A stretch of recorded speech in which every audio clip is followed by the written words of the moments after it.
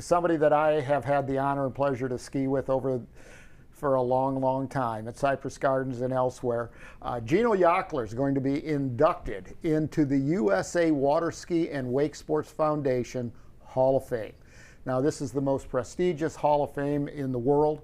Of course, we have the International Water Ski and Wakeboard Federation that has their Hall of Fame too, but this is the biggest and arguably has the most impressive people. Geno, great to have you on board. Thank you. And you get the word that you're going into the Hall of Fame. Yeah. How'd you feel at that moment? Yeah, the award of distinction is actually what I'm getting, and it was pretty cool being in the likes of Scott Ellis and Mike Mack, and there's a few other guys that I started reading all the things that they have done over the years. I'm like, that's a pretty good crowd. Yeah, the icons of the sport. Yeah. And of course, the Hall of Fame, for those of you that don't know, is the actual displays and so on, and the awards and all of that is at our visitor center at I-4 and 27, just south of I-4 on the west side of 27. Make sure you check that out at the visitor center there. It is really something if you're at all into water skiing. Jack? Yeah, no, it's very impressive, the display, and even for those of us who did not know a lot about water skiing coming in. So Geno, we'll start at the beginning. I'm going to assume your parents get you involved in water skiing. Yeah, actually, I have a lot of family members that are water skiers.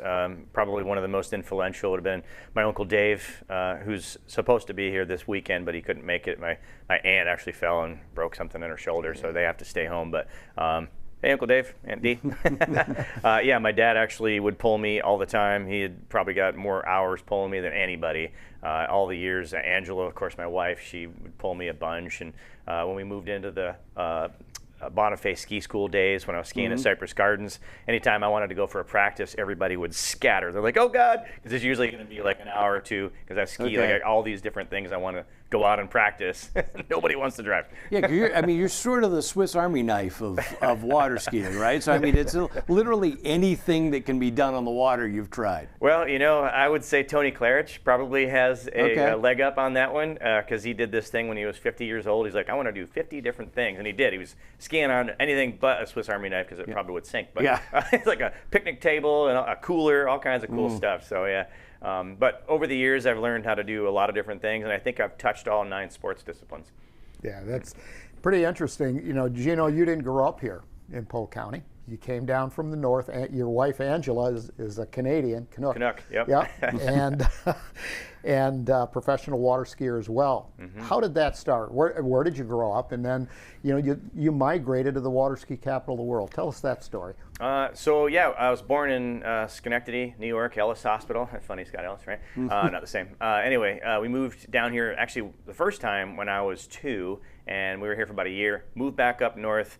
Was there till about 11 years old, and then we moved back down here, and we'd go back and forth every summer and ski with the team, the U.S. Water Ski Show teams, that they have their name up there. So I would ski on the team down here and the team up there, and I think even one year I was able to get the most valuable skier in both teams, and that's pretty cool. But yeah, so we did that for a long time, and then I got my first opportunity to ski pro in San Antonio, Texas. I skied the summer there, and I was actually going to live there. I'm like, yeah, this is where I'm going to be. And then they're like, yeah, we're not doing year-round anymore. So that 1990 was the last year they did year-round shows. So okay, back to Florida. And then skied all over the world: Belgium, Germany, Australia.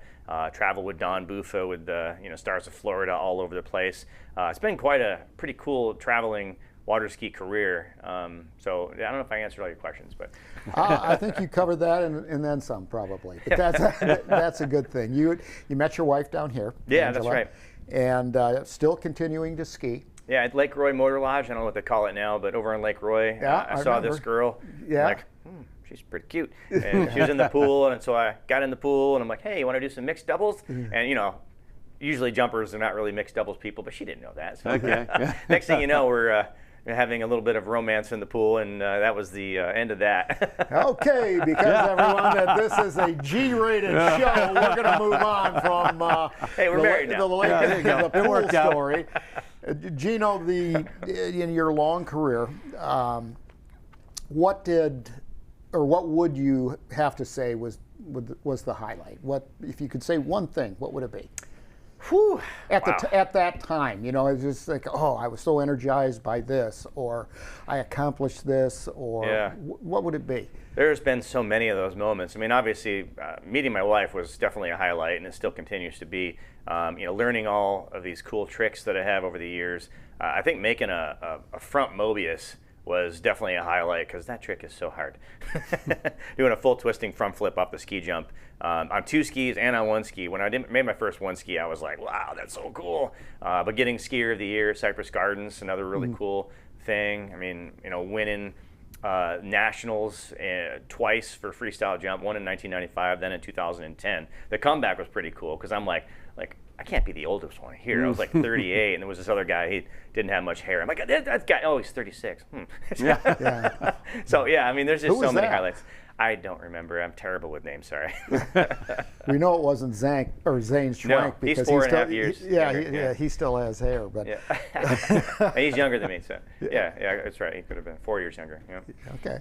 So Chain of Records. Tell us how you got that off the ground, and then how it continues. Well, tell us to what it is, evolve. too. Yeah. All right. Well, I'll start with what it is. Chain of Records. It's a trilogy. We had 3 different events, 3 different years. The goal was to go out and set as many water ski records as possible as a team, right? So we weren't competing against each other. It was all like, let's see what we can do together all at once. So the first time we did it was 2015, and we set all kinds of records. Only one Guinness, it was the barefoot record, did 24. And then we came back in 17 and did a bunch more records. I want to say we did like 26 different records, and I think about 6 of those were Guinness. And then I was like, whew, that's a lot. So we took some time off, and then COVID came, and I'm like, ugh. But then it started to come back, and then in 2021, let's go ahead and do this again. So Eric Gran and a whole bunch of other people, Shauna Passanen, we all got together again. I think there was 9 of us together making this thing happen. But Eric was probably by far the one who put the most work in. Doing all those records, you know, when the event's all over, because that's the best time, right? Everything's finished. Yeah. It's like, whew, that was awesome. You know, the party afterwards was really cool. But so I mean, it's for folks, it's the number of boats, it's the number of skiers behind one boat. Yeah. So I mean, so to do 26 barefooters. 24 the first time. It's now up to, I think, 42. Okay. And that's with Big Pull, which is Eric Gran's deal up in Wisconsin. But Chain of Records, we did break it a few different times. But, you know, Big Pull is by far, it's like they do 2 records, right? They'll do a barefoot record. A lot of times it's just one, and then they'll do some other record. So trying to do 5 days events and setting like 20-some records is insane. Yeah. So if you're just focusing on one, it's a lot easier. Plus, last year they had triple 500s on their boat, so that's how they were able to go. We got to a wall. You couldn't do more than like 38. But when they got those extra horses under the hood, then they can. Yeah, the racing motors. Yeah. Oh my God, the thing screams. Yeah. Melting propellers. Yeah, that's exciting stuff. And of course, you know, Polk County, Central Florida's water ski capital of the world. Right behind it is state of Wisconsin, and there's more show ski teams up there, and more show skiers there than anywhere else in the country. Yep. But when you're putting together an event where you're not just focused on one discipline, like pulling the most barefooters or doing the most swivel skiers or whatever it is, how does that all work together? Because you only have a few days to do it. Yeah. You have a finite number of skiers. Tell us how that came about. Well, it's a lot of planning, right? That's why there's usually at least 2 years between, so we can plan all this stuff. Usually the first year after is resting, and the year after is planning, sometimes a year and a half. So it's just a matter of, okay, what are we going to do on this lake? A lot of times the lakes we have to do different lakes depending on the size of the event. So when we did the most hydrofoil riders, and Guinness has its own criteria for each record, like barefooting, you have to do 300 meters, but for the hydrofoil, you had to go a nautical mile, so that's like Oh, wow. 1.2 miles, and you can't do that on Lake Lulu or any of the other lakes. Eloise is a little bit too small, so we had to go over on, I think it's Lake Ariana in Auburndale, and we had to do even a little bit of a curve towards the end to get the complete mile, but then we did do 31 hydrofoilers, and that was an amazing feat as well. But by the time you get back, like if you're on the outside, everybody's like cutting out, and you have to maintain this spot. I think it was 10 minutes. I was cutting like this all the way on the side. My back was so sore. Well, Geno, we've got to wrap this segment up, but really appreciate you coming on. Congratulations. Tomorrow night, May 3rd, Geno Yauchler inducted into the USA Water Ski and Wake Sports Foundation's Hall of Fame Award of Distinction. Congratulations. We appreciate you being here.